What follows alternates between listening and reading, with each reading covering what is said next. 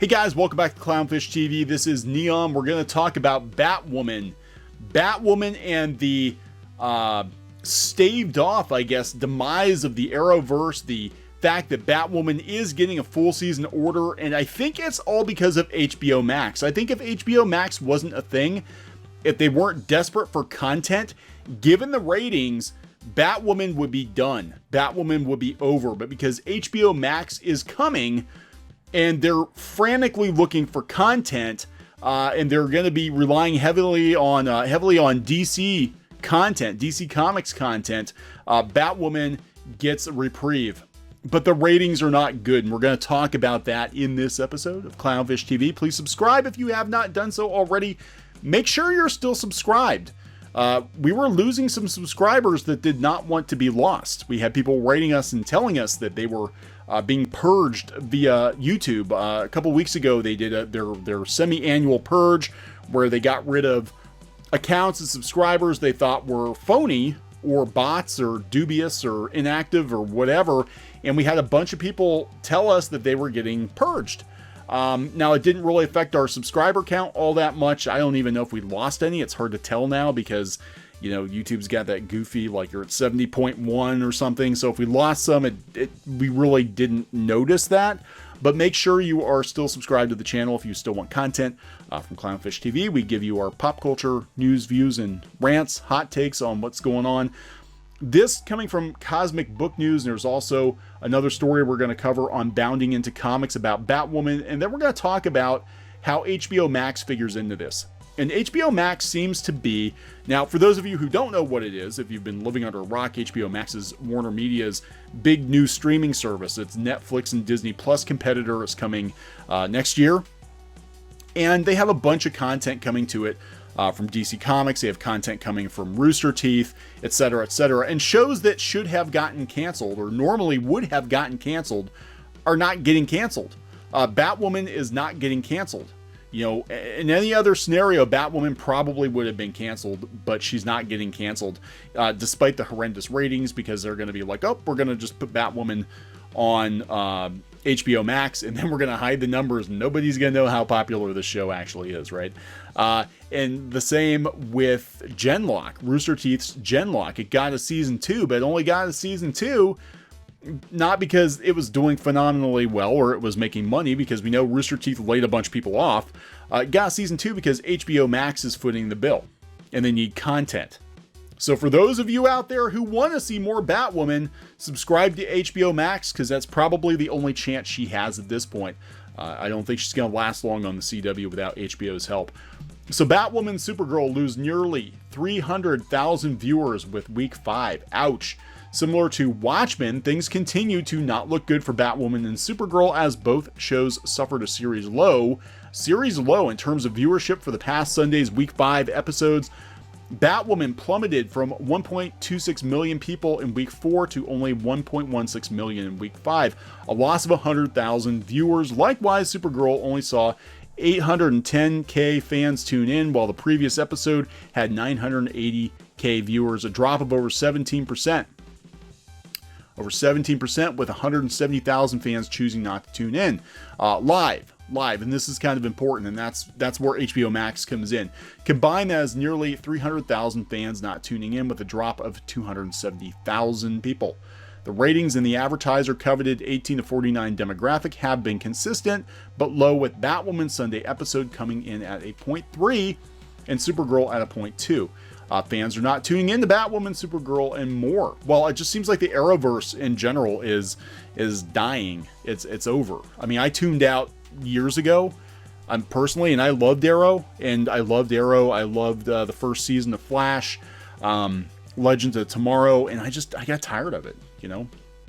I got tired of it. The CW claims both shows get a big boost when DVR and streaming views are factored in over a 7-day period. If the trend continues and ratings and viewership continues to plummet for live TV, we can't see these shows surviving. Could be possible they end up on DC Universe or HBO Max. But the CW did recently announce a new Tyler Hoechlin Superman show is in development, with previous rumors offering that Supergirl will be canceled and replaced by the Superman TV series. They also have Adam Strange and Green Lantern. So it sounds like HBO Max has its own sort of, DC EU thing going on over there, that they're going to have their own DC shows over there, kind of like how Netflix had their own sort of pocket MCU. That's what it sounds like to me. Regarding Arrow and The Flash, which air on Tuesdays, Flash's numbers actually went up. That's surprising, with Arrow pretty much consistent. Watchmen also suffered a loss of 200,000 viewers, which is due to fans not liking the direction of the show, a much different take than the popular comic book and movie that is pushing a Hollywood agenda similar to CW/DC shows, particularly with Batwoman and Supergirl, though the agenda can also be found in Arrow, Flash, and Legends of Tomorrow. Yeah, that's true. I mean, I'm going to say, it's true. I like Arrow, I like Flash, I like Legends of Tomorrow, but if you want to talk agenda or politics or whatever, these shows always have been more progressive. They have been. I think they've gotten more progressive in recent years, though, but I don't think it's been as flagrant, as in your face as it has been with Batwoman. And we're talking about, Sarah Lance, Canary, being a breakout character. Bisexual woman being a breakout character years ago, before Batwoman was even introduced. But all of a sudden now Batwoman is, she's the most progressive character in the Arrowverse. So that's the ratings here. Bounding into Comics talks about it too. They say it continues to bleed viewers. It looks boring. I don't really care. Supergirl's losing viewers, 480,000 viewers since the premiere episode.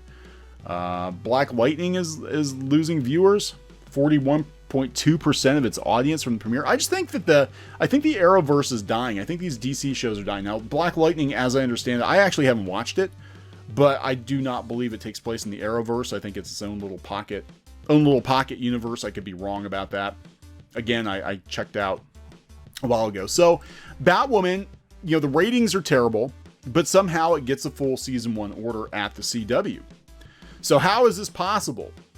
How is this possible if the show is doing so badly? Well, this is it. HBO Max's deal for the CW series revealed. This is what's going to go on. This is coming from Deadline. When HBO Max's name was unveiled in July, Warner Media announced that the upcoming streamer will be the exclusive video-on-demand home to a string of new Warner Brothers produced dramas for the CW, beginning with the 19 to 20 freshman DC Entertainment's Batwoman and Riverdale spinoff Katie Keene. During the HBO Max-focused Warner Media Day presentation Tuesday, this would have been last week, the streamer's head of original content, Sarah Aubrey, revealed how many series are included in the deal with Warner Brothers TV. 10. That corresponds to about 4 to 5 years, as WB-TV typically lands 2 to 3 new series orders from the CW every season. New CW series became available for streaming after the network's parents, Warner Brothers and CBS, last spring opted not to renew the output deal with Netflix for past seasons of CW series, starting with this season's editions, Batwoman, Katie Keene, and Nancy Drew. So, HBO Max will not start running the full seasons of Warner Bros. TV's CW series until 30 days before the start of their following season, under the terms of the CW's distribution arrangement. Until then, they will be on the CW platforms as the network continues to have in-season streaming rights to its series. Of the 2 new WB-TV produced CW series, Batwoman, premiered this fall, already has received full season order and will have 22 episodes available on HBO Max next September. This is the long game.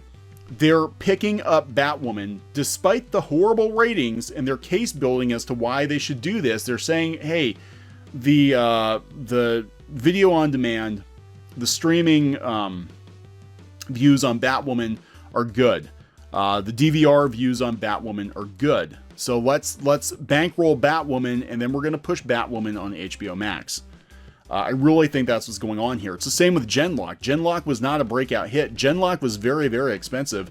Genlock reportedly cost Rooster Teeth a lot of money, which led to layoffs. But Genlock is miraculously getting a season 2, and you can thank HBO for that. So if Batwoman survives to see a season 2, if we're going to get a season 2 of Batwoman, you can thank HBO Max for that. So I'm going to wrap this one up, and I'll talk to you guys later. Hey guys, thanks for watching Clownfish TV. Please consider supporting the channel. Go to clownfishsupport.com. That's clownfishsupport.com. And if you want to join our community, go to clownfishtalk.com. That's clownfishtalk.com. Please subscribe, ring the bell for notifications. We will talk to you next time.